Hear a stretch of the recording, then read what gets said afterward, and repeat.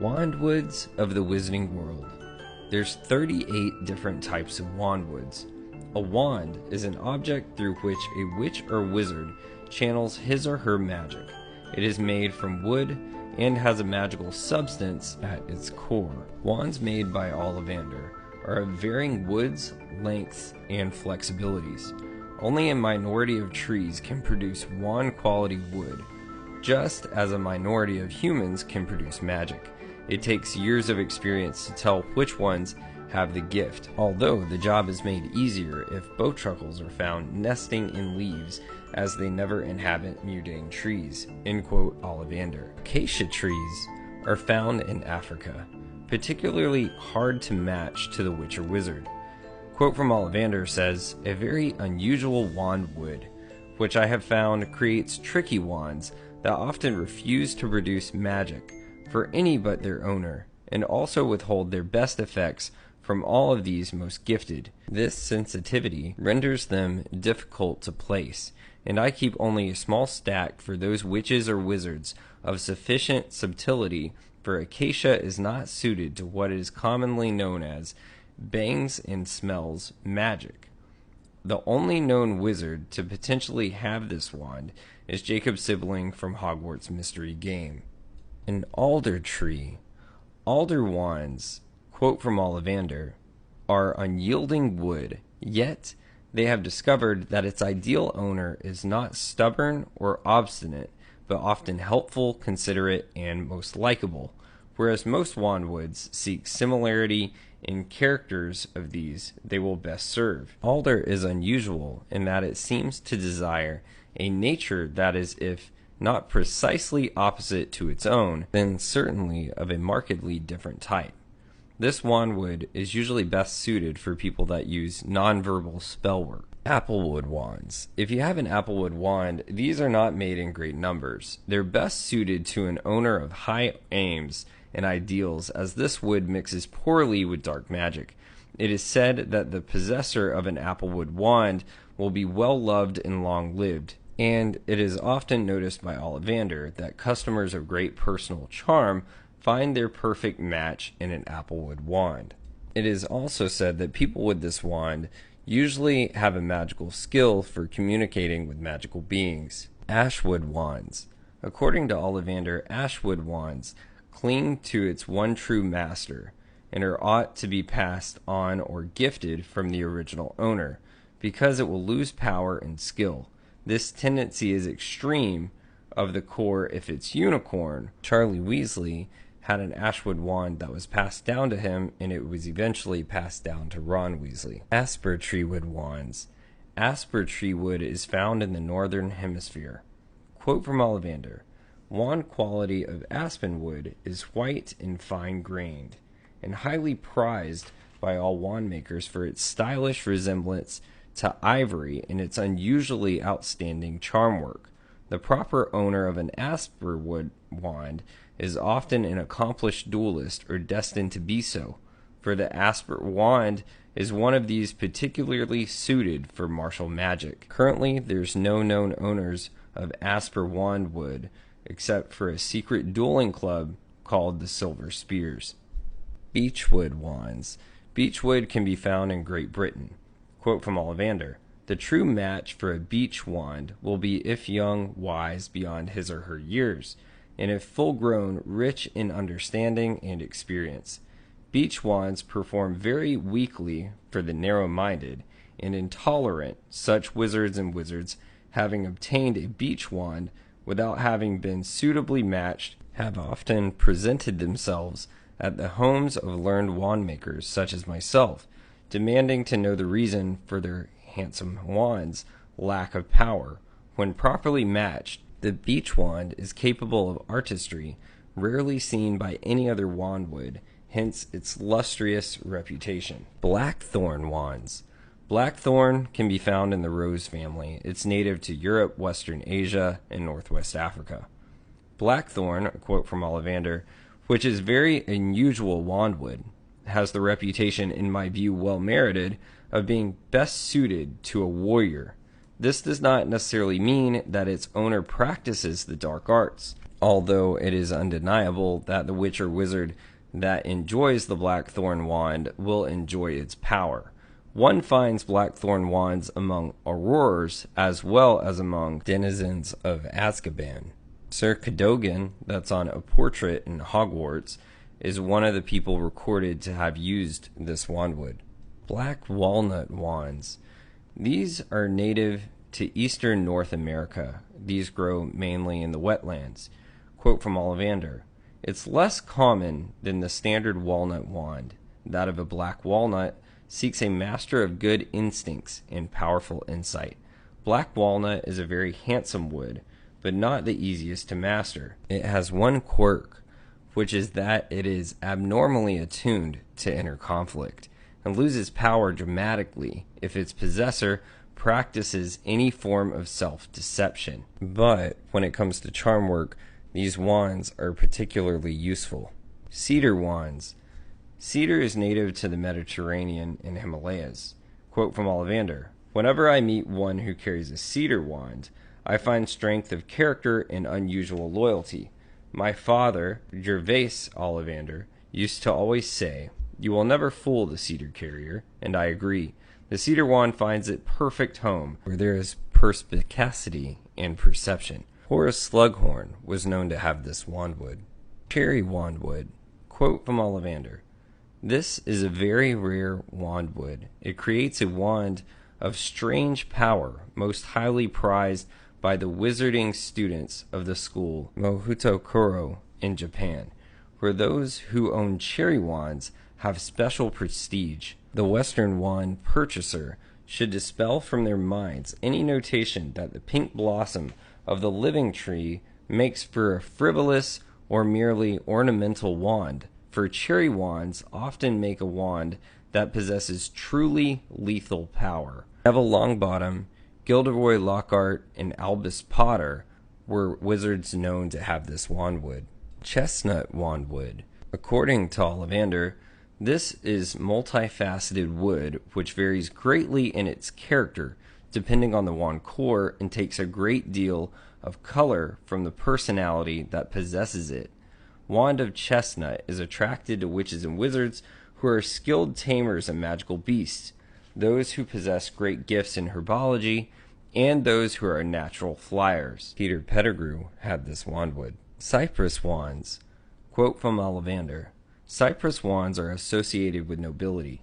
The great medieval wand makers, Geraint Ollivander, wrote that he was always honored to match a cypress wand, for he knew he was meeting a witch or wizard who would die a heroic death. Fortunately, in these less bloodthirsty times, the possessor of the cypress wands are rarely called upon to lay down their lives, though doubtless many of them would do so if required. A previous owner of this wandwood was Remus Lupin." A dogwood wandwood. Quote from Ollivander, "Dogwood is one of my own personal favorites, and I have found that matching a dogwood wand with its ideal owner is always entertaining. Dogwood wands are quirky and mischievous. They have playful natures and insist upon partners who can provide them with a scope of excitement and fun. It would be quite wrong, however, to deduce from this that dogwood wands are not capable of serious magic when called upon to do so. However, these wands do refuse to perform magic." Ebony wandwood. Ebony has a mirror finish when polished. Quote from Ollivander, "This jet black wandwood has an impressive appearance and reputation, being highly suited to all manner of combative magic and to transfiguration. Ebony is the happiest in the hand of those with courage to be themselves. Frequently nonconformist, highly individual, or comfortable with the status of an outsider, ebony wand owners have been found both among the ranks of the Order of the Phoenix and among the Death Eaters." Elder wandwood. The rarest wandwood of all, and reputed to be deeply unlucky. The elder wand is trickier to master than any other. It contains powerful magic, but scores to remain with any owner who is not superior of his or her company. It takes a remarkable witch or wizard to keep the elder wand for any length of time.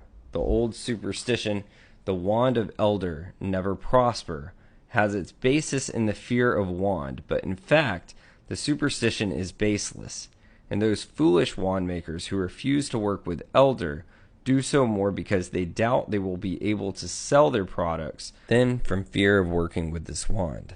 Elmwood wands. Elmwood is found in the most northern hemisphere. Quote from Ollivander: "The truth is that elm wands prefer owners with presence, magical dexterity, and a certain notice of dignity. Of all wandwoods, elm, in experience, produces the fewest accidents, and the least foolish errors, and the most elegant charms and spells. These are sophisticated wands, and can produce highly advanced magic in the right hands." An owner of this wand was Lucius Malfoy. English oak comes from Western Europe. Quote from Ollivander: "It's a wand for good times and bad. This is a friend as legal as the wizard who deserves it. Wands of English oak are demand partners of strength, courage, and fidelity. Less well known is the propensity for owners of the English oak wands to have powerful intuition and often an affinity with magic of the natural world, with the creatures and plants that are necessary to wizard kind for both magic and pleasure. Owners of this wand include Rubeus Hagrid, and it's rumored to be the wandwood of the famous Merlin." Fir tree wood. This is found in North America, Asia, Europe, and North African mountains. Quote from Ollivander: "My great-grandfather, Gerald Octavius Ollivander, always called wands of this wood the survivor's wand, because he sold it to 3 wizards who subsequently passed through martial peril unscathed. There is no doubt that this wood, coming as it does from the most resilient of trees, produces wands that demand staying power and strength of purpose in their owners, in that they are poor tools in the hands of changeable and indecisive witches and wizards. Fir wands are particularly suited for transfiguration. An owner of this wandwood is Minerva McGonagall." Hawthorn wands.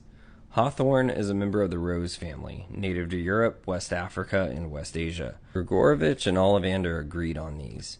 Grigorovich, quote, said, "Hawthorn makes a strange, contradictory wand, as it's full of paradoxes, as the tree that gave it birth smells of death." Ollivander said, "While I disagree with many of Grigorovich's conclusions, we may concur Hawthorn wands, which are complex, intriguing in nature, just like the owners who are best suited for them. Hawthorn wands may be particularly suited for healing magic, but they are also adept at curses, and I have generally observed that the Hawthorn wand seems must at home with a conflicted nature, or one with a witch or wizard passing through a period of turmoil. Draco Malfoy was an owner of this wandwood." Hazel wandwood, according to Ollivander, is a sensitive wand. Hazel often reflects its owner's emotional state and works best for a master who understands and can manage their own feelings. Others should be very careful handling a hazelwood wand. If its owner has recently lost their temper or suffered a serious disappointment, because the wand will absorb such energy and discharge it unpredictably. Professor Trelawney was an owner of this wandwood. Holly wandwood. Quote from Ollivander: "Holly is one of the rarest kinds of wandwoods. Traditionally considered protective, it works most happily for those who may need help overcoming a tendency to anger and impetuosity at the same time. Hollywood wands often choose owners who are engaged in some dangerous and often spiritual quest. The famous Harry Potter had this wandwood." Hornbeam wandwood. This wandwood is found in the northern hemisphere, and Garrick Ollivander himself has this wandwood. Quote from Ollivander: "My own wand is made of hornbeam, and so it is with all due modesty that I state that hornbeam selects for its life mate the talented witch or wizard with a single pure passion, which some might call obsession, though I prefer the term vision, which would almost always be realized. Hornbeam wands adapt more quickly than almost any other wands to their owner's style of magic, and will become so personalized so quickly that other people will find them extremely difficult to use even for the most simple spells. Ollivander and Victor Crumb were known to have this wandwood. Larch wands. Larch is native to the northern hemisphere. This wandwood, according to Garrick Ollivander, is strong, durable, and warm in color. Larch has long been valued as an attractive, powerful wandwood. Its reputation for instilling courage and confidence in the user has ensured that demand has always outstripped supply. This is much sought after wand. However, it's hard to please in the matter of ideal owners, and trickier to handle than many can imagine. I find that it always creates wands of hidden talents and unexpected effects, which likewise describes the master who deserves it. An owner of this type of wandwood was Celestina Warbeck. Laurel tree wood. According to Garrick Ollivander, it is said that laurel wand cannot perform a dishonorable act, although in the quest of glory, a not uncommon goal for those best suited to these wands, have known laurel wandwood to perform powerful and sometimes lethal magic. Laurel wands are sometimes called fickle, but this is unfair. The laurel wand seems unable to tolerate laziness in the possessor, and it is in such conditions that it is most easily and willingly won away. Otherwise, it will cleave happily in its first match forever, and indeed has the unusual and engaging attribute of issuing spontaneous lightning strike if another witch or wizard attempts to steal it. Maplewood. Quote from Ollivander: I have often found that those chosen by maple wands are by nature travelers and explorers. They are not stay-at-home wands and prefer ambition in their witch or wizard, otherwise the magic grows heavy and lackluster. Fresh challenges and regular changes of scene cause this wand to literally shine, burnishing itself as it grows with its partner in ability and status. This wandwood comes from pear trees. Quote from Ollivander: this golden tone wood produces wands of splendid magical powers, which give off the best in the hands of the warm-hearted, the generous, and the wise. Possessor of pear wands are, in my experience, usually popular, well-respected. I do not know a single instance where a pearwood wand has been discovered in the possession of a dark witch or wizard. Pinewood wands. Pinewood.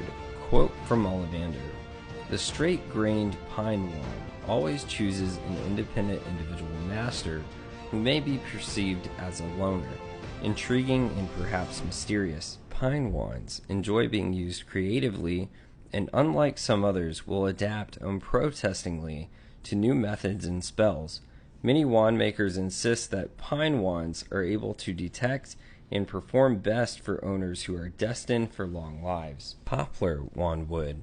This is found in the native northern hemisphere. Quote from Ollivander: if you seek integrity, search first among the poplars, was a great maxim of my grandfather, Gerbold Ollivander, and my own experience of poplar wands and their owners tallies exactly with his. Here is a wand to rely upon, of consistency, strength, and uniform power, always happiest when working with a witch or wizard of a clear moral vision. Eldridge Diggory and Evangeline Orpington, ministers of the Ministry of Magic, had this wandwood. Red oak wandwood. Ollivander said, quote, you will often hear the ignorant say that red oak is an infallible sign of its owner's hot temper. In fact, the true match for a red oak wand is possessed unusually fast reactions, making it a perfect dueling wand, less common than English oak. I have found that its ideal master is light of touch, quick-witted, adaptable, and often the creator of distinctive trademark spells, and a good man or woman to have beside one in a fight. Redwood wandwood. Redwood wandwood, according to Garrick Ollivander, said, wand quality redwood is in short supply yet constant demand, due to its reputation for bringing good fortune to its owner. As is usually the case with wand lore, the general populace have the truth back to front. Redwood wands are not themselves luckily, but are strongly attracted to witches and wizards who already possess the admirable ability to fall on their feet, to make the right choice, to snatch advantage from catastrophe. Rowan wandwood. comprised of shrubs and small trees in the northern hemisphere. Quote from Ollivander: Rowan wood has always been much favored wand wood because it is reputed to be more protective than any other, and in my experience renders all manner of defense charms especially strong and difficult to break. It is commonly stated that no dark witch or wizard ever owned a rowan wand, and I cannot recall a single instance where one of my own rowan wands has gone to do evil in this world. It is said that wizards chosen by rowan wand wood can also be compatible with elder wand wood. Silver lime, a flowering plant native to Southeast Europe and Southwest Asia. Quote from Ollivander: This unusual, highly attractive wand wood was greatly in vogue in the 19th century. Demand outstripped supply, and unscrupulous wand makers dyed substandard woods in an effort to fool purchasers into believing that they purchased silver lime. The reasons for these wands' desirability lay not only in their unusually handsome appearance, but also because they had a reputation for performing for seers and those skilled in legilimency.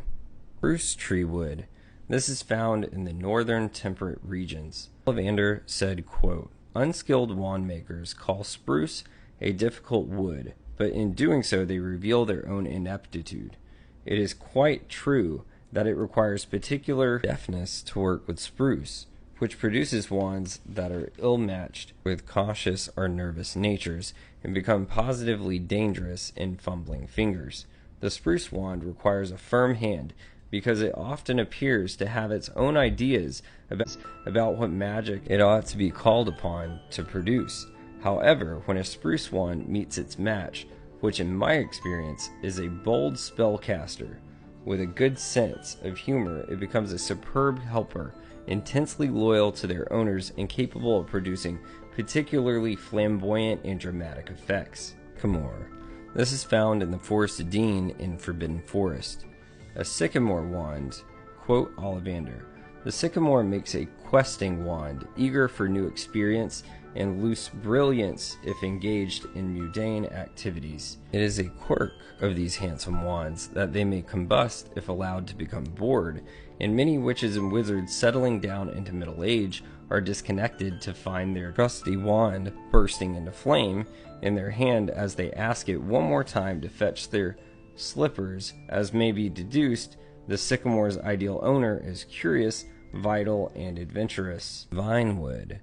Quote from Ollivander: Vinewood wands are among the less common types, and I have been intrigued to notice that their owners are nearly always those witches and wizards who seek a greater purpose, who have a vision beyond the ordinary, and who frequently astound those who think they know best.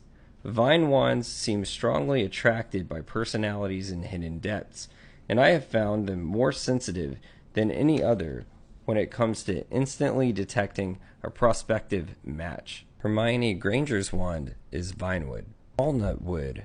According to Ollivander, walnut wood is highly intelligent. Witches and wizards ought to be offered a walnut wand for trial first, because in 9 cases out of 10, the two will find in each other their ideal mate. Walnut wands are often found in the hands of magical innovators and inventors. The owner of these wand woods usually have unusual versatility and adaptability. An owner of this wand wood is Bellatrix Lestrange. Willow wand wood. According to Ollivander, willow is an uncommon wand wood with healing powers, and I have noted that the ideal owner for a willow wand often has some unusually unwarranted insecurity, however well they may try to hide it. While many customers insist on trying a willow wand, attracted by their handsome appearance and well-founded reputation for enabling advanced nonverbal magic, my willow wands have consistently selected those of greatest potential rather than those who feel they have little to learn. Ron Weasley is an owner of a willow wand. Yew tree wood. Yew trees and shrubs are found in the Forbidden Forest. Quote from Ollivander: Yew wands are among the rarer kinds, and their ideal matches are likewise unusual and occasionally notorious. The wand of a yew is reputed to endow its possessor with the power of life and death, which might, of course, be said of all wands, and yet you retains a particularly dark and fearsome reputation in the spheres of dueling and all curses. Tom Riddle and Ginny Weasley had a yew wandwood. There are 38 different types of wandwoods. Which one did you get on Pottermore.com, and which one did you create on Hogwarts Legacy? Drop it in the comments below. I would love to hear yours. If you would like to know more about Harry Potter and the Wizarding World lore, subscribe to Chase and Josh Factor Fantasy Podcast. The link is in the bio, or you can subscribe to Ridiculous Patronus on YouTube. Thank you, everyone. Have a magical week.